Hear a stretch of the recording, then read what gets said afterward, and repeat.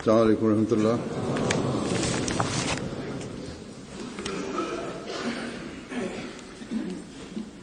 أشهد أن لا إله إلا الله وحده لا شريك له وأشهد أن محمدا عبده ورسوله أما بعد فأعوذ بالله من الشيطان الرجيم بسم الله الرحمن الرحيم الحمد لله رب العالمين الرحمن الرحيم مالك يوم الدين إياك نعبد وإياك نستعين اهدنا الصراط المستقيم صراط الذين أنعمت عليهم غير المغضوب عليهم ولا الضالين.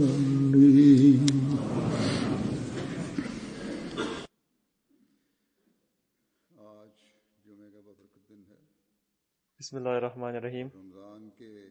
Хазур говорит, сегодня благословенный день пятница и первый день поста благословенного месяца Рамазан.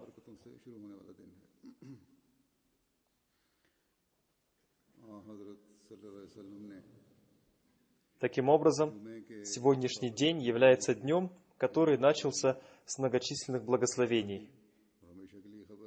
Святой пророк, мир и благословение Аллаха да пребывает с ним, известил нас о важности благословенного дня пятница, и вечной вестью является то, что в этот день наступает такой час, когда с какой бы мольбой верующий не обращался к владыке своему, она принимается. Затем, в связи с месяцем Рамазан, святой пророк, мир и благословение Аллаха да пребывает с ним, изрек: когда наступает месяц Рамазан, закрываются двери ада и открываются двери рая. Таким образом, милосердие Всевышнего Аллаха в этом месяце проявляется с особым пылом, и на верующих ниспосылается дождь милосердия и милости Всевышнего Аллаха. Но вместе с этим святой пророк, мир и благословение Аллаха да пребывает с ним, сообщил о нескольких условиях для принятия этих милостей, которые заключаются в том, что не следует говорить суетные вещи, и не должно быть никакого крика и шума, и никаких ругательств и ссор. Постящийся в ответ на любое проявление зла по отношению к нему должен ответить: «Инни саймун», «Поистину я пощусь». И ради Всевышнего Бога я оберегаю себя от всего этого зла.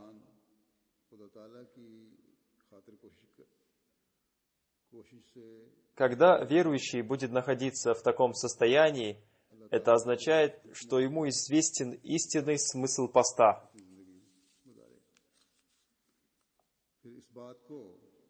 И тогда этот человек ради Всевышнего Бога будет стараться прилагать усилия, чтобы прожить этот благословенный месяц, следуя повелениям Всевышнего Аллаха.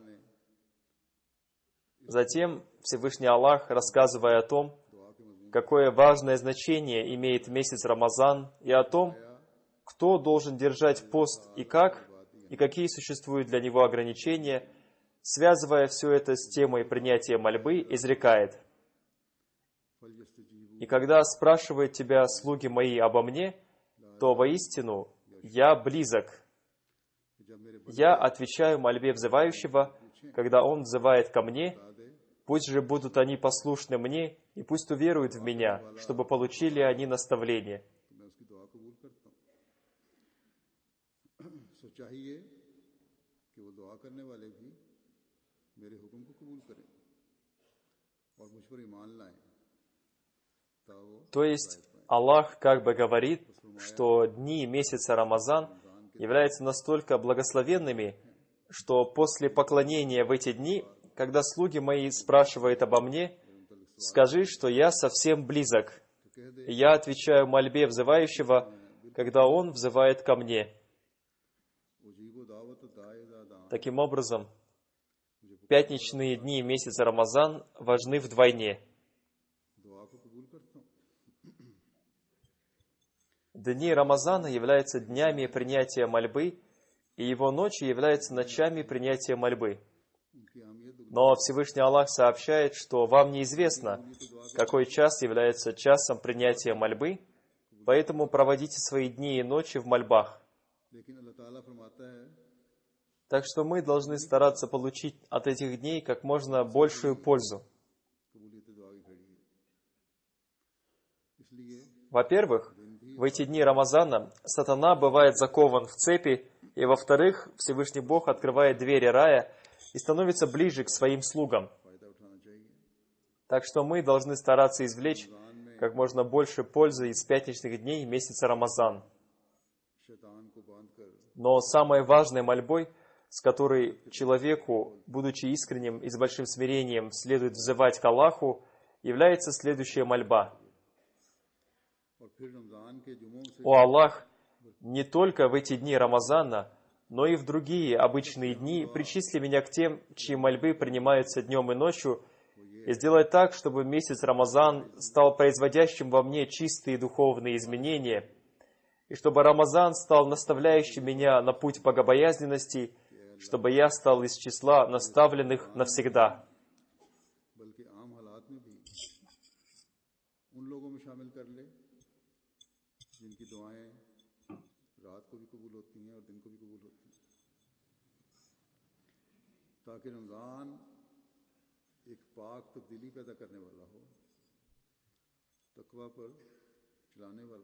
В одном из аятов, находящегося за несколько аятов до того аята, который я прочитал, Всевышний Аллах изрекает, что пост был предписан народам, жившим до вас, и также он предписан и вам.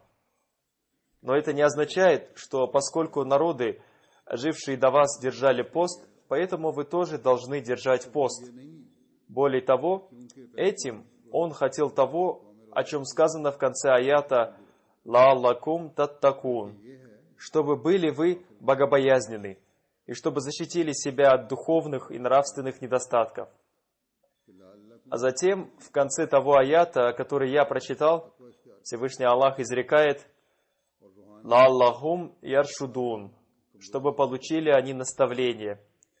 Глагол «рушд» означает «верный и прямой путь», а также правильное дело, путь наставления, хорошая нравственность, мудрость, интеллект, зрелость и использование всего этого правильным образом и обретение постоянства и твердости пребывания в этом состоянии.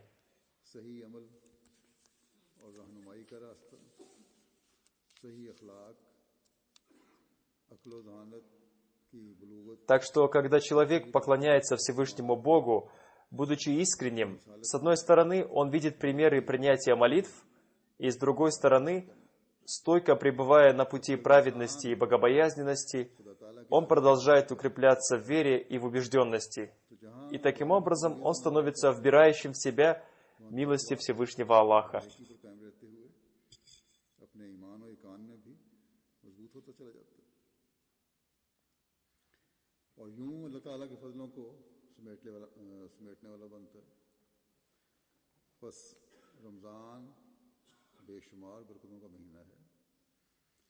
Так что месяц Рамазан является месяцем с многочисленными благословениями, но эти благословения получают те, кто следует повелениям Всевышнего Аллаха и увеличивается в вере.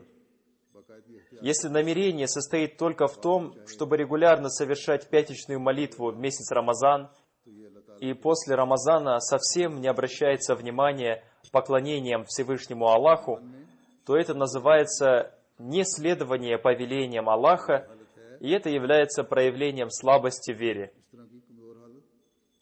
Если состояние нашей веры является настолько слабым, то не должно быть никаких жалоб, что наши молитвы не принимаются. Так что истинный слуга, который беспокоится о том, чтобы войти в убежище Всевышнего Аллаха, должен с большим смирением, будучи искренним и признавая свои недостатки и ошибки, проводить свои дни в мольбах, и ваше присутствие на пятничных молитвах и на других молитвах в месяц Рамазан не должно быть временным. Некоторые люди думают, что поскольку Всевышний Аллах говорит, что Он приближается в эти дни, то достаточно поклонений только в эти дни. Это является самообманом.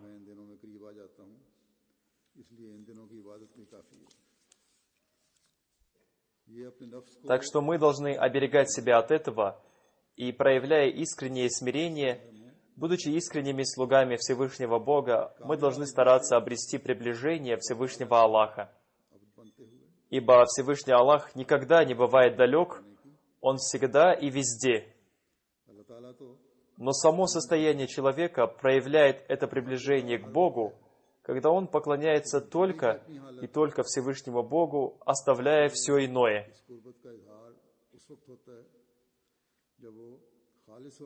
И когда нами будет достигнуто такое состояние, тогда наши мольбы будут приняты, и мы обретем все то, что мы просим у Аллаха, или то, что самое лучшее для нас в глазах Всевышнего Аллаха.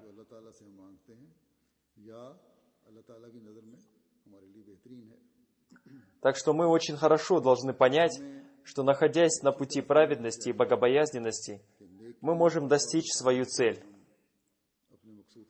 И на индивидуальном уровне, и как община в целом, мы сможем обрести те плоды, которые Всевышний Аллах предопределил для нас. Иншаллах, если Аллаху будет угодно. Как я уже сказал, если мы будем проявлять смирение и искренность, и будем признаваться в своих ошибках, и затем будем стараться обрести приближение ко Всевышнему Аллаху, тогда мы и получим плоды этого по милости Всевышнего Аллаха.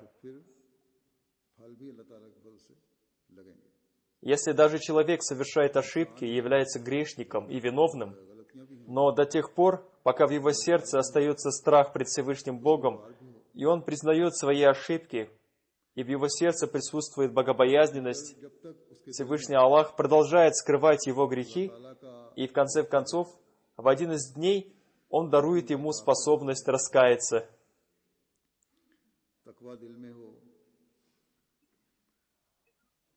Так что в эти дни мы должны больше всего молиться за себя, за своих родственников, за всех членов общины о том, чтобы Всевышний Аллах даровал каждому из нас такву, богобоязненность.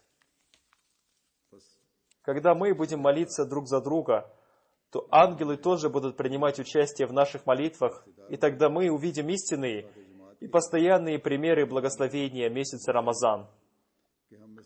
Что такое таква? Таква означает боязнь и страх пред Всевышним Богом. И до тех пор, пока в нас будет страх и боязнь пред Всевышним Богом, Всевышний Бог будет скрывать наши недостатки и грехи, и мы будем находиться под Его защитой. За исключением того из нас, кто становится настолько смелым в совершении грехов, что в его сердце совсем исчезает страх пред Всевышним Аллахом. Но если нами совершается какой-то грех из-за какого-то нашего недостатка, и затем мы испытываем страх и боязнь пред Всевышним Аллахом, то Аллах являет свое качество всепрощающий.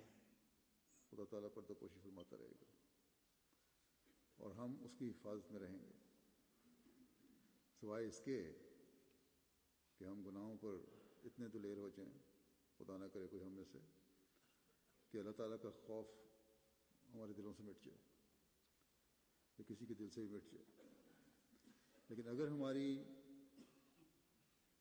कमजोरी की वजह से गुनाह सरजद होता है. Страх пред Всевышним Аллахом и является любовью ко Всевышнему Богу. Так что до тех пор, пока мы проявляем эту любовь к Аллаху или сохраняем ее в своем сердце, эта любовь будет защищать нас от гибели, но при условии, что эта любовь будет искренней, а не самообманом. Ибо Всевышний Аллах знает состояние наших сердец, и его невозможно обмануть. Если в сердце есть любовь, то она когда-нибудь проявляется. Из-за этой любви страх пред Всевышним Аллахом удерживает человека от совершения некоторых вещей. И из-за этой любви он с трудом, но продолжает следовать повелениям Всевышнего Аллаха, и тогда Всевышний Бог, который ценит любовь своих слуг к Нему, не дает пропасть тщетно своим слугам, и Он дарует им способность раскаяться. Но если, как я уже сказал, человек настолько осмелел для совершения грехов, что семя богобоязненности совсем исчезло из его сердца, тогда он бывает наказан.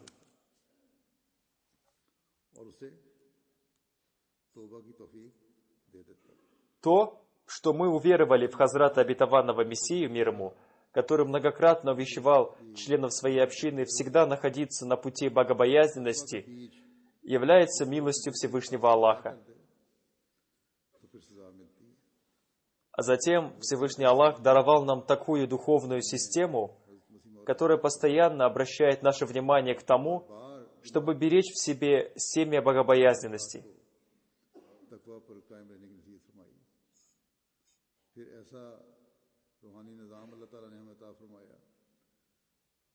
И каждый год в месяц Рамазан Всевышний Аллах устраивает такие обстоятельства, чтобы это семя росло, и Он научил нас путям того, как взращивать это семя. И Он даровал нам радостную весть, что это семя будет приносить плоды.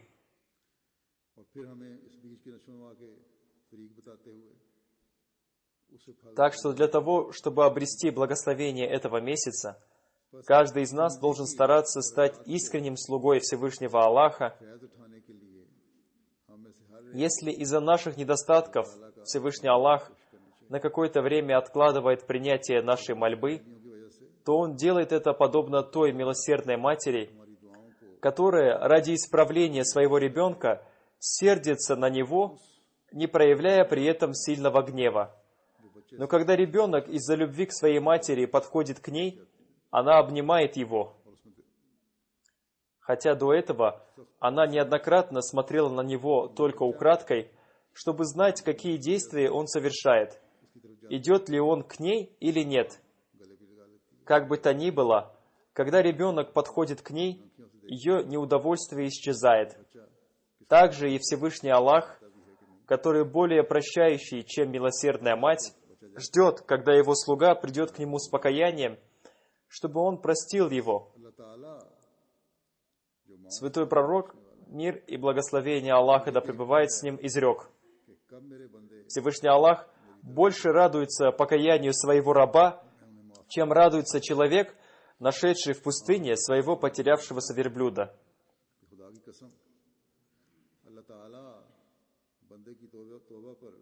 Так что месяц Рамазан бывает для того, чтобы если слуга Всевышнего Аллаха, несмотря на то, что он целый год проявлял какие-то слабости и совершил ошибки, имея в своем сердце любовь ко Всевышнему Аллаху, приходит ко Всевышнему Аллаху, чтобы он принял его покаяние, Всевышний Аллах устремляется к нему и обнимает его.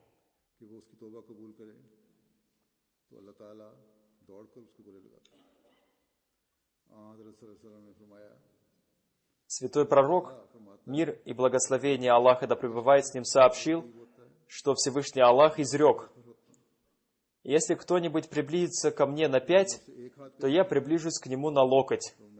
Если кто-нибудь приблизится ко мне на локоть, то я приближусь к нему на сажень.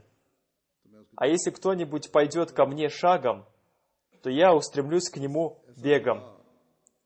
Так что если человек не использует эти возможности для принятия его мольбы и снискания довольства того Бога, который более милосерден, чем милосердные матери, то это является большим несчастьем и жестокосердием этого человека. И хотя посредством этих примеров описана любовь Бога к своим слугам, но на самом деле любовь Всевышнего Аллаха к своим слугам намного выше, чем рассказано в этих примерах. Мы не можем описать того, с какой любовью Всевышний Аллах смотрит на своих слуг.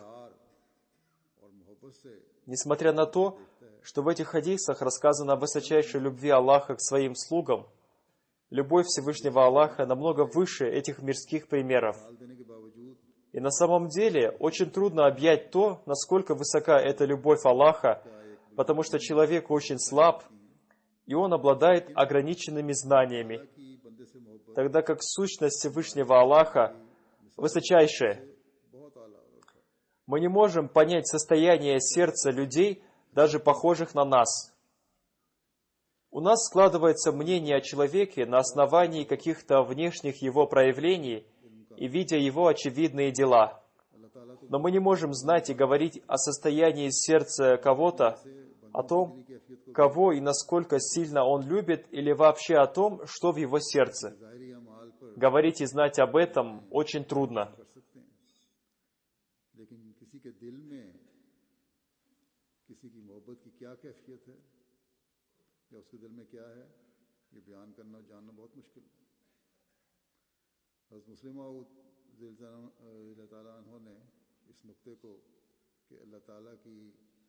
मोहब्बत की कैफियत को समझने की इंसान में कितनी सलाहियत है, बड़े खूबसूरत अंदाज में पेश फरमाया इस तरह कि खुदा ताला जिसके अफ़ाल को भी हम नहीं समझ सकते, उसकी कैफियत मोहब्बत को हम कहाँ समझ सकते हैं? उसकी ज़ाहिरी चीज़ों को भी नहीं समझ सकते, तो जो मोहब्बत की कैफियत है उसको हम किस तरह समझ सकते हैं? तो बहरहाल जैसा कि मैंने कहा, इसका अहाता करना बहुत मुश्किल है, मगर फिर भी मिसालों से इसकी हकीकत को करीब करने की कोशिश की जाती है। और हज़रत सल्लल्लाहु अलैहि वसल्लम ने भी अल्लाह ताला की मोहब्बत को मिसालों से समझाने की कोशिश फरमाई है। पहली दो मिसालें मैं दे चुका हूँ। Хазрат, обетованный реформатор, да будет доволен им Аллах, прекрасным образом объяснил то, насколько человек способен понять, какова любовь Всевышнего Аллаха к нему. Таким образом, если мы не в состоянии понять дел Всевышнего Бога, то как мы можем понять то, какова Его любовь? То есть, если мы не понимаем очевидных Его вещей, то как мы можем понять Его любовь? Как я уже сказал, очень трудно объять это, но тем не менее, посредством примеров мы стараемся приблизиться к сути Его любви.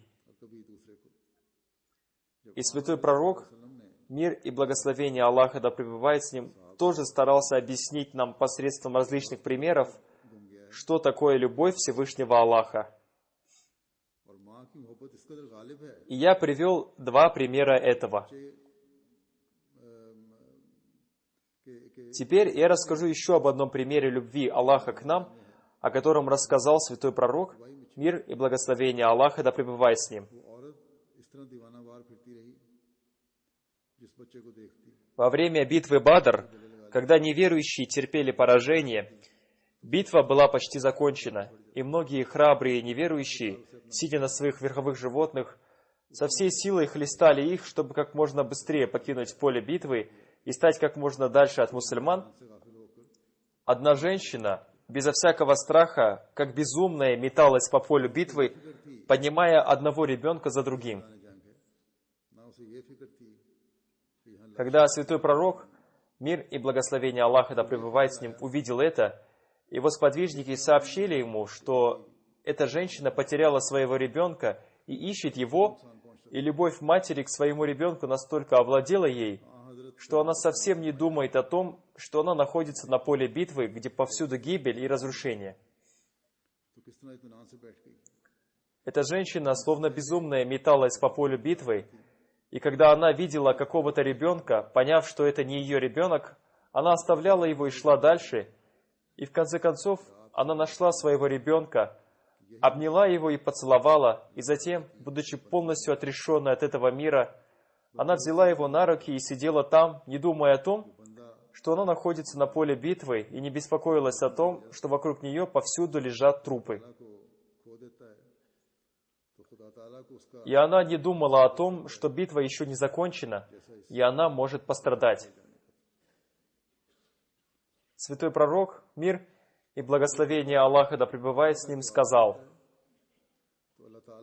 «Вы видели, что после того, как она нашла своего ребенка, насколько спокойно она сидит, но до этого, когда она искала своего ребенка, какое сильное волнение и беспокойство она испытывала, метаясь по полю». А затем святой пророк, мир и благословение Аллаха да пребывает с ним, изрек: это является примером любви Всевышнего Аллаха к своим слугам. Более того, Он любит их больше. И Всевышнему Богу бывает очень больно за того человека, который из-за своих грехов и ошибок теряет Всевышнего Бога, как было больно этой женщине, потерявшей своего ребенка. И затем, когда его слуга с покаянием возвращается к Богу, Всевышний Аллах бывает более рад, чем та женщина, нашедшая своего ребенка. Значит, наш Бог всегда готов прощать, при условии, что мы готовы идти, чтобы искать Его прощения. Он просто ждет, когда мы пойдем к Нему. И если есть какое-то запаздывание, то только с нашей стороны. И если в этом есть какие-то недостатки, то только с нашей стороны. Прощение Всевышнего Бога укрывает того человека, который поклоняется Всевышнему Богу и идет к Нему с покаянием и просит прощения за свои грехи.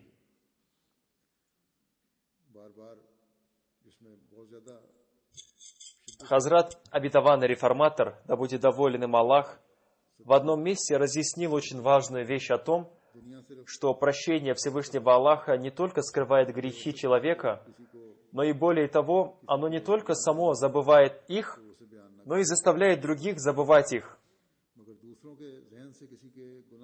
Поэтому атрибутом Всевышнего Аллаха является не сатир, а сатар. И сатар — это тот, качество которого, скрывающий грехи, повторяется и проявляется все сильнее и сильнее. Люди этого мира могут быть сатирами. То есть, если кому-то известно о грехе кого-то, то он может не рассказывать о нем и скрывать его. Но он никак не может стереть знание об этом грехе из умов других людей. Но поскольку Всевышний Бог соединяет в себе все наилучшие качества, поэтому Он сказал о себе в связи с этим качеством, скрывающий грехи, что Он является не сатиром, а сатаром. То есть Он не только прощает грехи людей, но даже стирает память об этих грехах в умах людей, чтобы они не помнили, что какой-то человек совершил такой-то грех. Если бы Всевышний Бог не был сатаром, то грешному человеку не было бы спокойно даже в раю. Какого бы человека он не видел там, он думал, что тот знает о его грехе. Так что Всевышний Бог является сатаром, и Он не только говорит: «Я не только прощаю грехи людей», но и более того, «Я влияю на память людей». И когда Он хочет проявить свое качество сатар в отношении какого-то человека, то другие люди перестают помнить об этом грехе и всегда считают его праведным и чистым человеком. Так что наш Бог является скрывающим наши недостатки и прощающим наши грехи. Он не только является прощающим наши грехи, но и более того, Он возвращает нашу честь и восстанавливает нашу честь в этом мире. Так что, если наш Бог является настолько любящим, то насколько же нам необходимо двигаться к Нему, совершая большие пожертвования, и насколько нам необходимо стать Его слугой. Так что в этот благословенный месяц Рамазан нам необходимо устремляться к этому, скрывающему недостатки и прощающему грехи Богу. Нам необходимо стараться поклоняться Ему наилучшим образом. Сатана стоит на каждом углу и старается поймать нас в свои сети посредством соблазна. Но мы должны бороться с ним и защищать себя от его нападок, прося убежища у Всевышнего Аллаха, оставляя сатану безуспешным и делая себя истинными слугами Всевышнего Аллаха. Только в этом случае мы сможем получить пользу от месяца Рамазан правильным образом. И как я уже сказал, благодаря этому, если с одной стороны мы получим личную пользу, то с другой стороны мы все вместе, как община, обретем благие плоды этого. Поскольку улучшение себя, совершение добрых дел и богобоязненность членов общины, все это в итоге является причиной развития общины. Чем больше мы будем обретать приближение ко Всевышнему Аллаху, тем большую роль мы будем играть и в развитии общины. Мы также знаем, что Хазрат, обетованный Мессия мир ему, изрек: «Мое развитие и мои победы будут достигнуты посредством молитв». Так что мы должны много поклоняться Всевышнему Богу, прося у Него развития общины. И в эти дни молитв мы должны много молиться об этом. Мы не должны ограничивать свои мольбы только самими собой или своими близкими. Более того, необходимо расширять круг тех, за кого молишься. Только в этом случае мы сможем выполнять свои обязанности, будучи общиной обетованного Мессии мир ему. И только тогда мы сможем благодарить Всевышнего Аллаха за Его милости, которые Он оказал нам, включив нас в общину Хазрата обетованного Мессии мир ему. Наш долг не выполнен только присоединением к общине, то есть недостаточно того, что мы принесли обет верности и стали мусульманами Ахмади. Более того, Всевышний Аллах возложил на нас очень большую обязанность, для выполнения которой Хазрат обетованный Мессия мир ему обратил наше внимание к мольбам, чтобы мы стали поддерживающими Его и Его помощниками в развитии общины. Мы являемся беспомощными и слабыми, и признаемся в своих ошибках, и признаемся в своих недостатках. Но несмотря на все это, мы являемся теми людьми, на которых Всевышний Аллах возложил ответственность выполнить великую миссию. И невозможно выполнить эту обязанность без вбирания в себя милости Всевышнего Аллаха. Так что нам очень необходимо уделять особое внимание мольбам.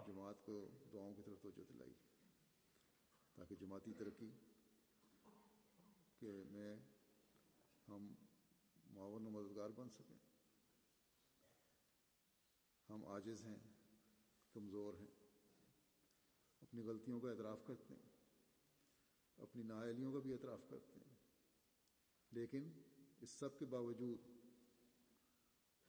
हम वो लोग हैं जिन पर अल्लाह ताला ने एक अजीम शान मकसद के हुसूल की जिम्मेदारी डाली। Хазрат, обетованный Мессия мир ему, в одном месте разъяснил нам эту тему, и более того, он дал нам наставление о том, что если мы действительно являемся слабыми и бессильными, и если действительно то дело, которое нам поручено, является крайне важным и очень трудным, то возникает вопрос, как мы можем выполнять эту обязанность? Потому что, с одной стороны, это дело требует большой силы для его совершения, а с другой стороны, мы являемся слабыми и бессильными. Так что нам придется согласиться с одной из них, либо мы должны согласиться с тем, что одно из этих утверждений является неправильным. Неправильным является либо наше утверждение о том, что мы являемся слабыми и бессильными, либо наше утверждение о том, что это дело является очень трудным. А если оба эти утверждения правильны, то в этом случае нам придется согласиться с тем, что кроме наших усилий Всевышний Аллах назначил и другие средства для совершения этого дела. Всевышним Богом дано слово и обещание, что то дело, которое нам поручено, обязательно будет выполнено. То есть обязательно будет осуществлена та миссия, для выполнения которой прибыл Хазрат обетованный Мессия мир ему. И Всевышний Аллах сделает так, чтобы она была выполнена. Ахмадийский ислам обязательно одержит духовную победу над миром, если Аллаху будет угодно. И у нас нет в этом ни малейшего сомнения. Для обретения этой победы Всевышний Аллах научил нас методом обращения с мольбой, который заключается в том, что мы должны молиться: «О Аллах, нашими руками, то есть посредством наших усилий, эта миссия не может быть выполнена. Мы являемся очень слабыми и бессильными, а это дело является великим, поэтому только благодаря нашим усилиям оно не может быть выполнено. Да, согласно Твоему повелению, мы готовы ко всякому пожертвованию, но Ты тоже проявляй те скрытые средства, которые Ты назначил для выполнения этой миссии, чтобы достижение этой, кажущейся невозможной цели, стало возможным».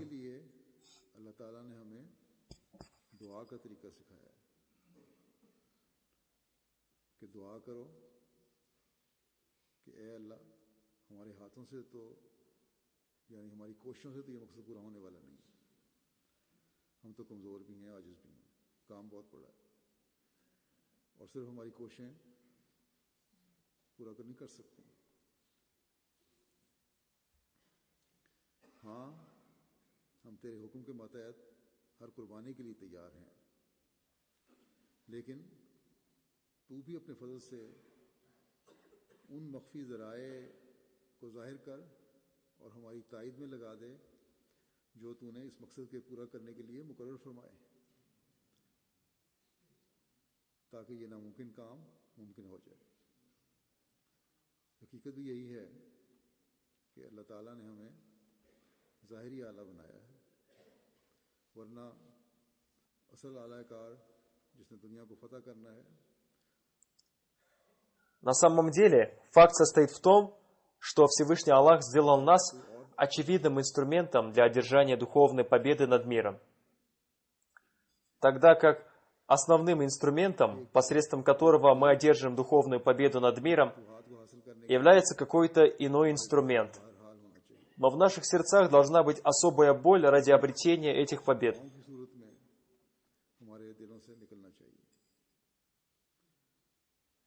И эта боль должна исходить из наших сердец в виде мольбы.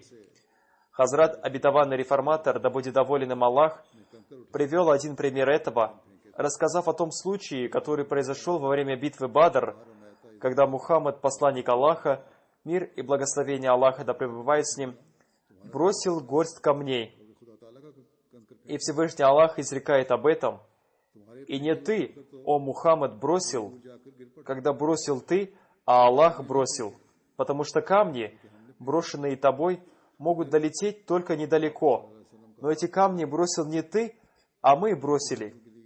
Как только рука святого пророка, мир и благословение Аллаха да пребывает с ним, бросила камни, Всевышний Аллах сделал так, что поднялась сильная буря, и эта буря, подняв тысячи и даже миллионы камней, бросила их в глаза неверующих.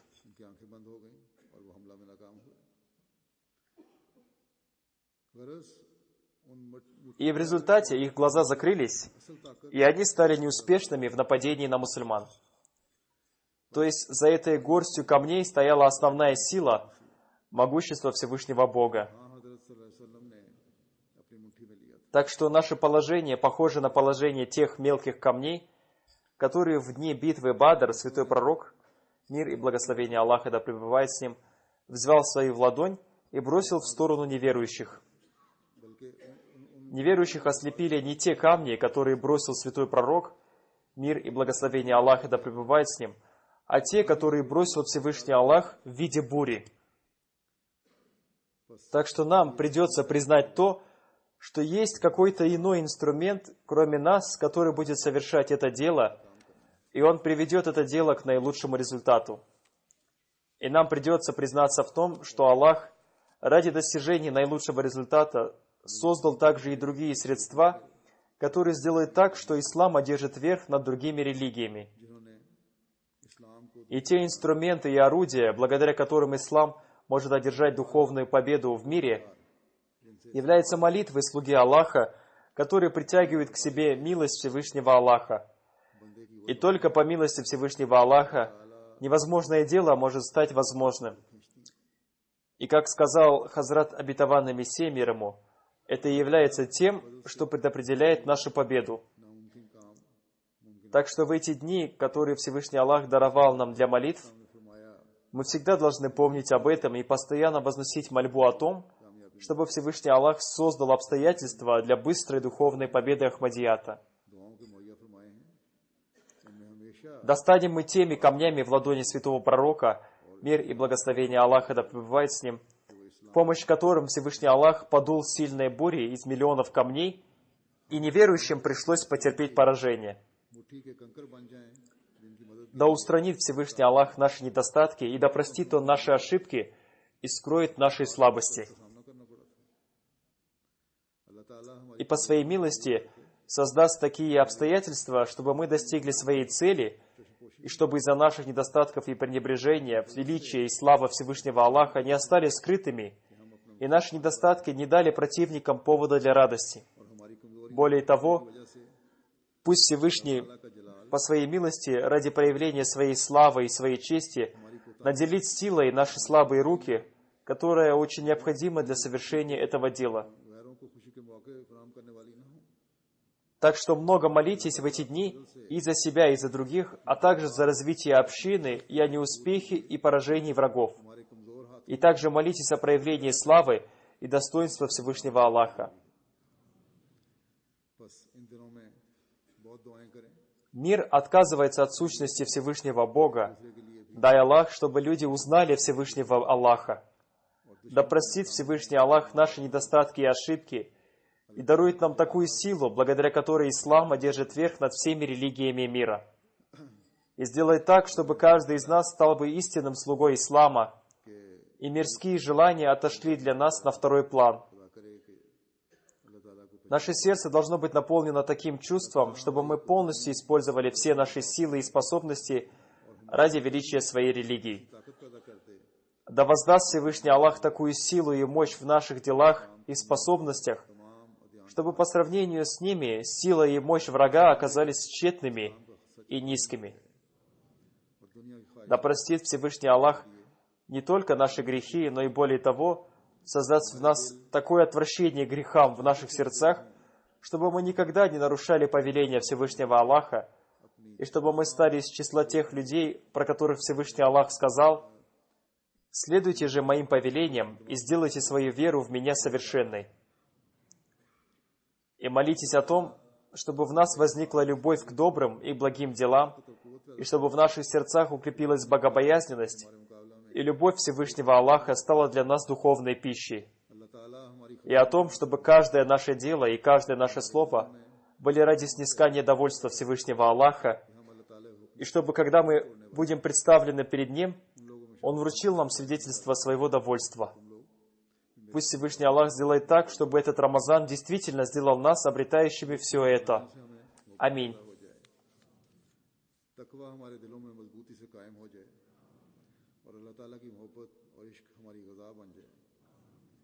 हमारा हर अमल और हमारा हर कौल व फ़ेल अल्लाह ताला की रज़ा के मुताबिक हो जाए, और जब हम उसके हुज़ूर हाज़िर हों तो अपनी रज़ा का परवाना हमें देने वाला हो।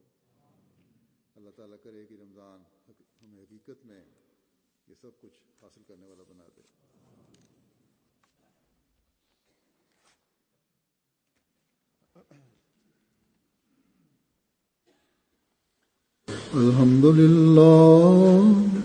अल्हम्दुलिल्लाह नहमदुहु व नस्तईनुहु व नस्तगफिरुहु व नुमिनु बिही व नतवक्कलु अलैहि व नऊज़ु बिल्लाहि मिन शुरूरि अनफुसिना व मिन सय्यिआति अमालिना। من يهده الله فلا مضل له ومن يضلل فلا هادي له ونشهد أن لا إله إلا الله ونشهد أن محمدا عبده ورسوله. عباد الله رحمكم الله إن الله يأمر بالعدل والإحسان وإيتاء ذي القربى وينهى عن الفحشاء والمنكر والبغي يعظكم لعلكم تذكرون اذكروا الله يذكركم وادعوه يستجب لكم ولذكر الله أكبر